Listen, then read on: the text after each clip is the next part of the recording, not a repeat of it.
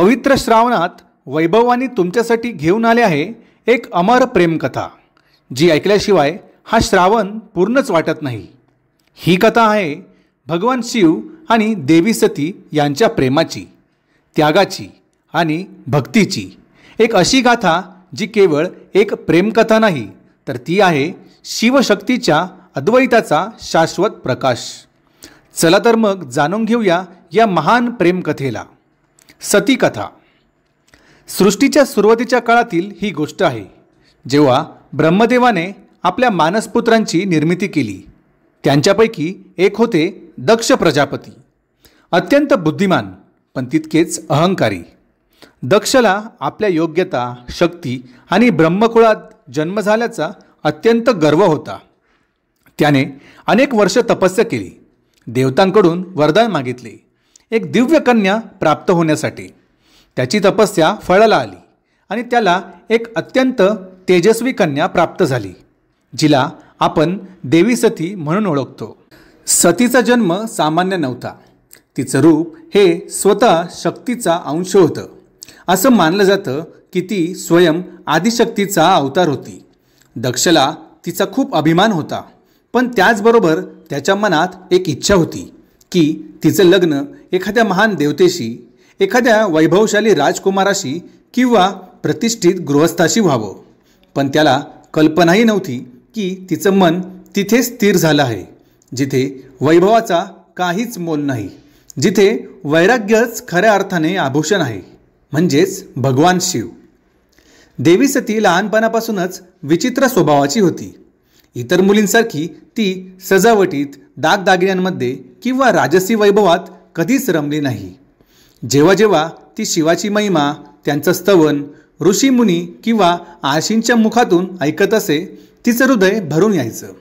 शिव, जे स्मशानवासी आहेत, जे मृगचर्म धारण करतात, जे अंगाला भस्म फासतात आणि सर्पांना आभूषणासारखं घालतात, हे सामान्य कन्यांसाठी भयावह होतं। पण सतीसाठी हेच शिव तिच्या अंतःकरणात रुंजी घालू लागले होते। हळूहळू हे आकर्षण भक्तीमध्ये बदललं आणि भक्ती प्रेमात। आता सतीचं एकच ध्येय होतं, शिवांना पती म्हणून प्राप्त करणं। पण हा मार्ग अजिबात सोपा नव्हता। जेव्हा दक्ष प्रजापतीला सतीच्या मनातील इच्छेची जाणीव झाली, तेव्हा तो क्रोधित झाला। त्याच्या दृष्टीनं शिव म्हणजे फक्त एक योगी होते, जे जंगलात फिरत होते।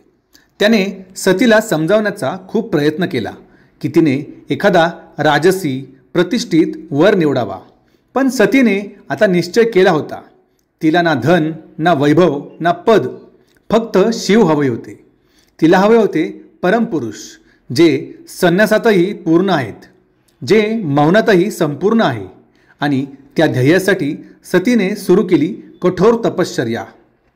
सतीने पर्वताच्या गुहांमध्ये प्रचंड वाऱ्याच्या आणि पावसाच्या वेळी अन्नपाणी त्यागून, उघड्या आकाशाखाली जमिनीवर बसून निद्राविना केवळ शिवध्यानात लीन राहून दिवस, आठवडे आणि महिने कठोर तपश्चर्या केली। देवतांनाही आश्चर्य वाटू लागलं की एक कन्या इतकी कठोर साधना कशी काय करू शकते। शेवटी जेव्हा तिच्या तपश्चर्याच्या तेजाने त्रिलोक हादरू लागले, तेव्हा भगवान शिवांनी तिच्या भक्तीला स्वीकारण्याचा निर्णय घेतला। पण ही तर पुढील कथा आहे। सध्या तर एकीकडे आहे वडिलांचा अहंकार आणि दुसरीकडे आहे एका कन्याचं संपूर्ण समर्पण। जिथे एकीकडे दक्ष आपल्या कन्येला राजकीय स्वप्नांची शिडी बनवू इच्छितो, तिथे दुसरीकडे सती प्रत्येक श्वासासोबत शिवांचं नामस्मरण करते। हाच संघर्ष या प्रेमकथेची पहिली ठिणगी ठरतो, अशी ठिणगी जी पुढे जाऊन एक प्रचंड अग्निकांड बनणार होती। सती आपल्या तपश्चर्येत संपूर्ण लीन झाली होती। तिचं एकमेव ध्येय शिवांची प्राप्ती। अंततः तिच्या भक्तीने प्रसन्न होऊन शिव प्रगट झाले। शिव हसले आणि एका क्षणात त्या तपस्विनीच्या समोर उभे राहिले। सतीने जेव्हा आपले डोळे उघडले, तेव्हा समोर उभे होते तेच ज्यांच्यासाठी तिने सर्व काही त्यागले होते। शिवांनी तिच्या तप, प्रेम आणि अटळ श्रद्धेला मान दिला आणि म्हणाले, हे देवी, तुमचं प्रेम मला बांधून ठेवतं। आज मी तुम्हाला माझी अर्धांगिनी म्हणून स्वीकारतो। या वचनासोबत संपूर्ण ब्रह्मांडात आनंदाची लाट पसरली. देवतांनी पुष्पवृष्टी केली आणि मग आला तो शुभ दिवस, ज्याचा साक्षीदार स्वतः ब्रह्मा, विष्णू आणि सर्व लोक झाले. शिव आणि सतीचं दिव्य विवाह पार पडला. शिव स्वतः कैलासावरून बारात घेऊन आले. पण ही कोणती साधी बारात नव्हती. यामध्ये भूत, प्रेत, पिशाच, नाग, सिद्ध, योगी, आळशी, देवता सर्व काही सामील होते. शिवाची सवारी होती नंदीबैल. शरीरावर भस्म, जटांमधून गंगामाईचा प्रवाह, गळ्यात नाग हा स्वरूप पाहून सर्व स्त्रिया भयभीत झाल्या. पण सतीच्या चेहऱ्यावर गर्व होता. तिला तिच्या शिवाचा अभिमान होता. वैभव नव्हे, सत्याचं मूर्तिमंत रूप होता तिचा वर. विवाहाचं आयोजन राजकीय नव्हतं, पण दिव्यतेने परिपूर्ण होतं. स्वतः ब्रह्मदेवांनी मंत्रोच्चार केले, भगवान विष्णूंनी कन्यादान केले आणि सर्व लोकांनी या मिलनाचं स्वागत केलं. हा फक्त दोन आत्म्यांचा मिलन नव्हता, तर हा शिव आणि शक्ती, सृष्टीच्या दोन मूलतत्वांचा संगम होता. पण या भव्य विवाहामध्ये एक आसन रिक्तच राहिलं. ते म्हणजे सतीचे वडील दक्ष प्रजापती. ते आले नाहीत. नाही कुठला संदेश, नाही आशीर्वाद. कारण त्यांच्या दृष्टीनं हा विवाह त्यांचा अपमान होता. त्यांच्या अभिमानाला एक आव्हान होतं. त्यांच्या मते हा मिलन योग्य नव्हता आणि याच ठिकाणी रोवलं गेलं ते बीज, जे पुढे जाऊन संपूर्ण यज्ञाला जाळून टाकणारं होतं. काळ हळूहळू पुढे सरकत होता. कैलास पर्वतावर निसर्गाच्या कुशीत शिव आणि सती आपलं वैवाहिक जीवन शांततेने आणि आनंदाने व्यतीत करत होते.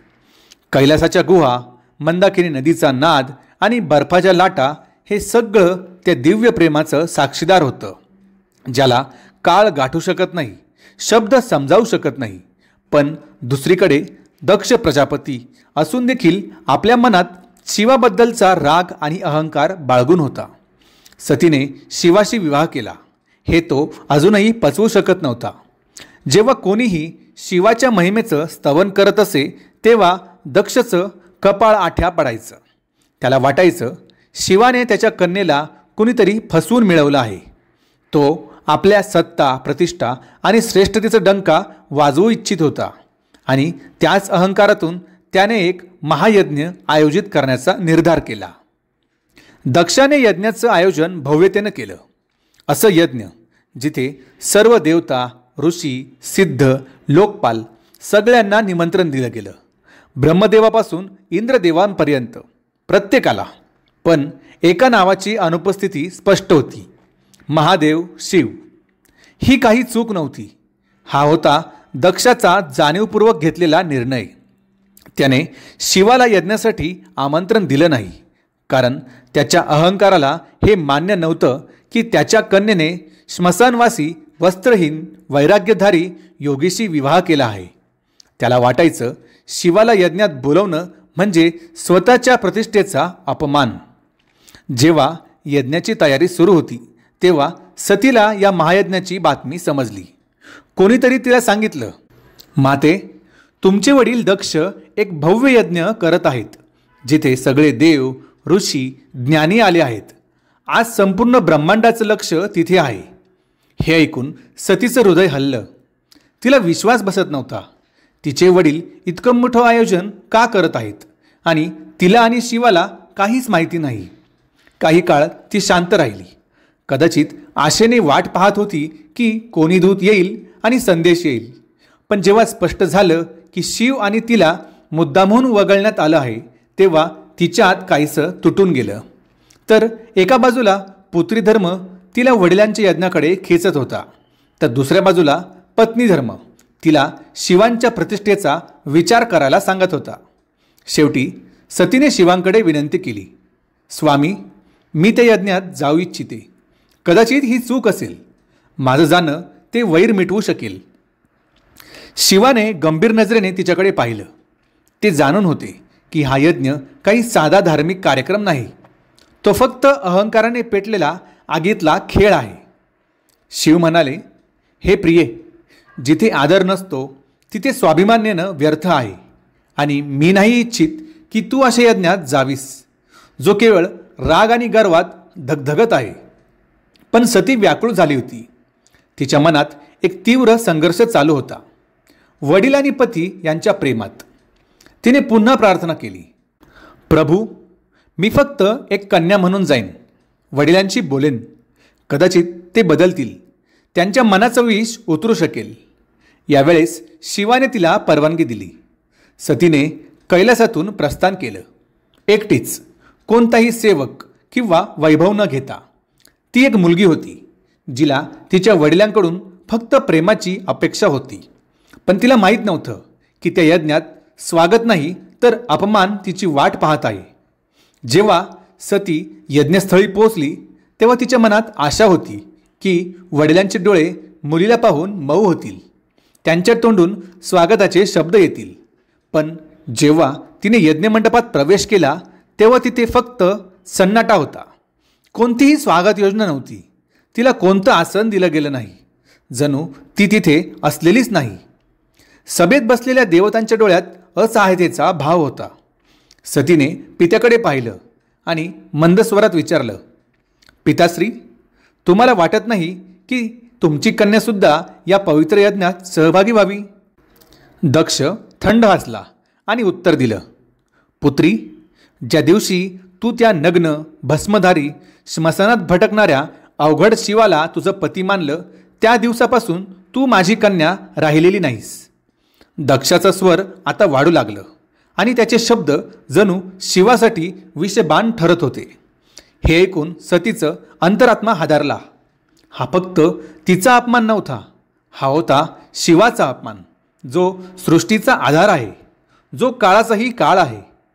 सती उठली, सभेकडे पाहून म्हणाली, तुम्ही सगळे इथे धर्माची चर्चा करायला बसलात, यज्ञाचा विधी बोलता आहात, पण ज्याच्याशिवाय यज्ञ पूर्णच होत नाही त्या शिवाचा इथे अपमान केला जातो.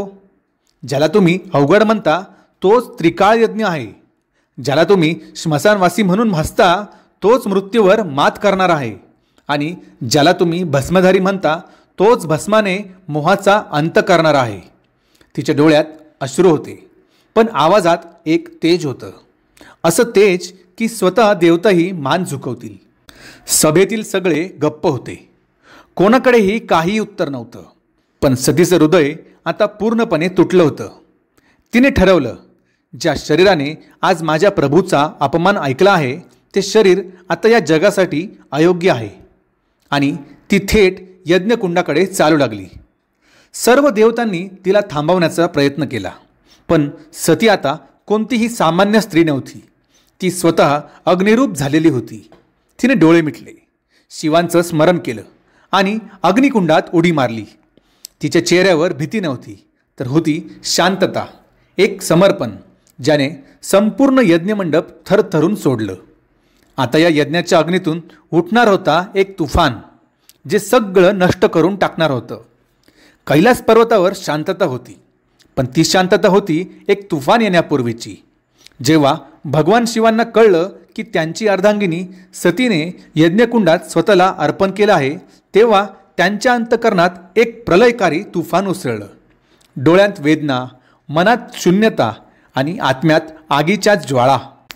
हे ते शिव होते ज्यांचं रौद्र रूपच प्रलयाचं स्वरूप मानलं जातं. शिव समाधीतून उठले. त्यांच्या जटांनी वाऱ्यासारखी हालचाल केली. डोळे रक्तासारखे लाल झाले आणि संपूर्ण ब्रह्मांड थरथरून गेलं. शिवाने दोन्ही हातांनी आपल्या जटांचा एक हिस्सा पकडला आणि पृथ्वीवर आपटला. त्या क्षणी पृथ्वी दुभंगली आणि त्या क्रोधाच्या ज्वाळ्यातून प्रकट झाला एक भयंकर, तेजस्वी, अजय वीरभद्र. वीरभद्र कोणताही सामान्य योद्धा नव्हता. तो होता शिवाच्या रौद्र रूपाचा अंश. त्याचा देह अग्निशिखेसारखा तेजस्वी, डोळ्यांत प्रतिशोधाची ज्वाला, हातात तलवार. आणि त्यांचं प्रगट होणं संपूर्ण सृष्टीच्या संतुलनाला डगमगावणारं होतं. वीरभद्र प्रचंड वेगाने दक्षाच्या यज्ञाकडे निघाला. ज्या दिशेने तो जात असे, धरती हादरत असे, आकाश गडगडत असे आणि देवतांच्या हृदयात भय पसरायचं. जेव्हा वीरभद्र यज्ञस्थळी पोहोचला, आकाशात अंधार दाटून आला. जणू काळोखच, खाली उतरला होता. यज्ञ मंडपात त्यांचं प्रगट होणं एकच भयप्रद वातावरण निर्माण करत होतं. तो थांबला नाही. प्रथम त्याने यज्ञवेदी फोडली. नंतर वेदपाठ करणाऱ्या ब्राह्मणांना दूर सारलं. त्याच्या डोळ्यांत एकच लक्ष होतं, दक्ष. वीरभद्रासमोर कोणताही योद्धा तग धरू शकला नाही. तो एकटा होता, पण अजय होता. त्याच्या प्रत्येक प्रहारात शिवाचा श्राप होता. त्याच्या प्रत्येक गर्जनेत सतीचा विलाप होता. शेवटी वीरभद्र दक्षासमोर उभा राहिला. दक्ष अजूनही अहंकारातच बुडालेला होता. तो ओरडला, मी यज्ञ करतो आहे, मला कोणीही स्पर्श करू शकत नाही. वीरभद्राने त्याच्याकडे डोळ्यात डोळे घालून पाहिलं आणि म्हणाला, तू वडील होण्यास पात्र नाहीस. आज मी तुला त्याच अग्नीत भस्म करणार आहेस, ज्यात तू धर्माचा उपहास केला आणि ज्यात तू माझ्या प्रभूचा अपमान पाहिला. आणि एकाच झटक्यात वीरभद्राने आपली तलवार चालवली आणि दक्षाचं डोकं धडापासून वेगळं केलं. संपूर्ण यज्ञमंडप स्तब्ध झाला. देवता थक्क होऊन पाहत राहिल्या. यज्ञाची अग्नी शांत झाली आणि पृथ्वीवर फक्त राख उरली. ती राख होती अहंकाराची, अधर्माची आणि अपमानाची अंतिम परिणती. वीरभद्राने शिवाची आज्ञा पूर्ण केली होती. जेव्हा महादेव यज्ञस्थळी पोहोचले, त्यांनी सतीचा जळालेला देह पाहिला. तो दृश्य असा होता ज्याने स्वतः काळालाही रडवलं. शिव शांतपणे पुढे आले. कंपित हातांनी आपल्या सतीला आपल्या बाहूंमध्ये घेतलं. डोळ्यांतून अश्रू वाहत होते आणि मग ते चालू लागले. सतीच्या मृतदेहाला आपल्या कुशीत घेऊन संपूर्ण ब्रह्मांडात फिरू लागले. तो विरह इतका तीव्र होता की संपूर्ण सृष्टी हादरू लागली. देवता भयभीत झाले. जर शिव असाच विलाप करत राहिले तर सृष्टीचं संतुलन बिघडेल आणि प्रलय येईल. त्यानंतर सर्व देवता भगवान विष्णूंकडे गेले. त्यांच्यासमोर प्रार्थना केली, प्रभू, सृष्टीचं रक्षण करा, शिवांचं दुःख थांबवा, अन्यथा सर्व काही संपेल. तेव्हा भगवान विष्णूंनी आपल्या सुदर्शन चक्र चालवलं. सुदर्शन चक्राने सतीच्या शरीराला अनेक भागांमध्ये विभागलं. शिव काही क्षण स्तब्ध झाले, पण त्यांनी विरोध केला नाही, कारण हे सृष्टीच्या भल्यासाठी आवश्यक होतं. जिथे जिथे सतीच्या शरीराचे भाग पडले तिथे दिव्य ऊर्जा प्रगट झाली. ते स्थळ बनली शक्तिपीठं. ही स्थळं सामान्य नव्हती. ही होती त्या अमर प्रेमाची साक्ष. जीवात्मा ते परमात्मा यामध्ये नातं जोडणारी. कुठे सतीचे डोळे पडले, कुठे हृदय, कुठे केस, तर कुठे पावले.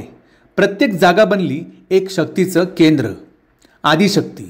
इथे विविध रूपांत पूजली जाऊ लागली. कधी दुर्गा, कधी भैरवी, तर कधी भवानी. आज आपण जी स्थळं ओळखतो, जसे कामाख्या, वैष्णोदेवी, ज्वालामुखी, हिंगलाज माता, तारापीठ, ही सगळी स्थळं आहेत त्या शक्तिपीठांची, जिथे सतीचे अंश गळाले. ही केवळ स्थळं नव्हेत, ही आहेत त्या प्रेमाची अमर स्मृती, जिथे स्त्री, प्रेम, शक्ती, त्याग आणि भक्ती सर्व एकत्र साकार होतात. शिव शेवटी हिमालयावर परतले, पण आता ते ध्यानस्थ झाले. वर्षानुवर्ष एकटं एकाच जागी एका चट्टानासारखं बसलेले. ना शब्द, ना हालचाल, ना भावना, फक्त मौन आणि सतीची आठवण. काळ पुढे सरकतो, युग बदलतात, पण काही प्रेमकथा अशा असतात ज्या काळाच्या सीमांनाही ओलांडून जातात. सतीची कथा म्हणजे असंच एक अमर प्रेमगीत. एक असं प्रेम जे अग्नीमध्ये शुद्ध झालं, जे विरहात तांडव झालं आणि जे अधुरं असूनही संपूर्ण वाटतं. ही कहाणी इथे संपत नाही. हे फक्त एका नव्या अध्यायाची सुरुवात आहे, जिथे अग्नीतून जन्म घेतलेल्या प्रेमाने पुन्हा एकदा स्वतःला नवीन रूपात साकार करायचं ठरवलं. सती गेली होती, पण तिचं प्रेम, तिचं समर्पण, तिची भक्ती ती नष्ट झालेली नव्हती.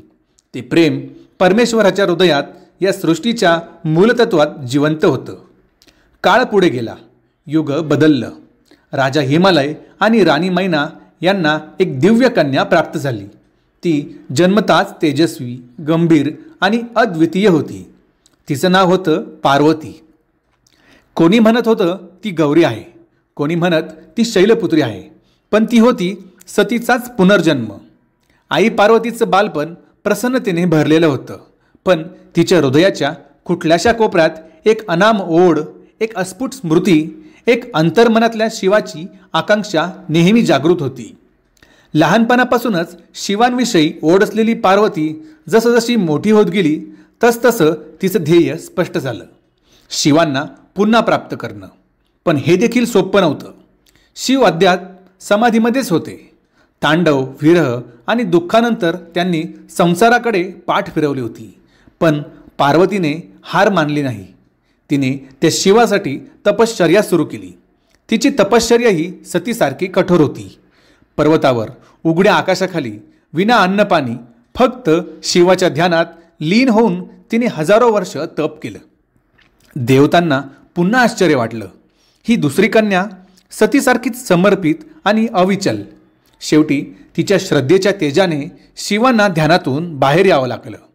शिवाने पार्वतीच्या प्रेमाला, तपश्चर्येला मान दिला आणि पुन्हा एकदा शिव आणि शक्ती यांचं मिलन झालं. हा होता प्रेमाचा नवा अध्याय. जो अधुरा होता तो आता पूर्ण झाला. सतीचं प्रेम, त्याग आणि शिवांसाठीची भक्ती हेच प्रेम आता पार्वतीच्या रूपात पुन्हा फुललं. ही कथा फक्त शिव आणि पार्वतीची नाही. ही कथा आहे प्रेमाची, त्यागाची, भक्तीची, समर्पणाची आणि अखंड श्रद्धेची. जिथे प्रेम शरीराशी नाही, आत्म्याशी जुळलेलं असतं. जिथे विरह देखील प्रेमाला अमर करतं आणि जिथे आग आणि राखेच्या पलीकडेही प्रेम पुन्हा जन्म घेऊ शकतं. ही कथा आहे तपाने जिंकलेल्या देवतेची, समाधीमधून उठलेल्या भगवानाची आणि प्रेमाच्या सत्यतेची. जर ही कथा तुमच्या हृदयाला स्पर्श करून गेली असेल तर कमेंट्समध्ये हर हर महादेव असं नक्की लिहा. आणि अशाच भावस्पर्शी, पवित्र आणि प्रेरणादायी कथा ऐकण्यासाठी आमच्या वैभवानी यूट्यूब चॅनलला सबस्क्राईब करायला विसरू नका. हर हर महादेव. शिवसतीचे प्रेम अनंत, अखंड, अमर. धन्यवाद.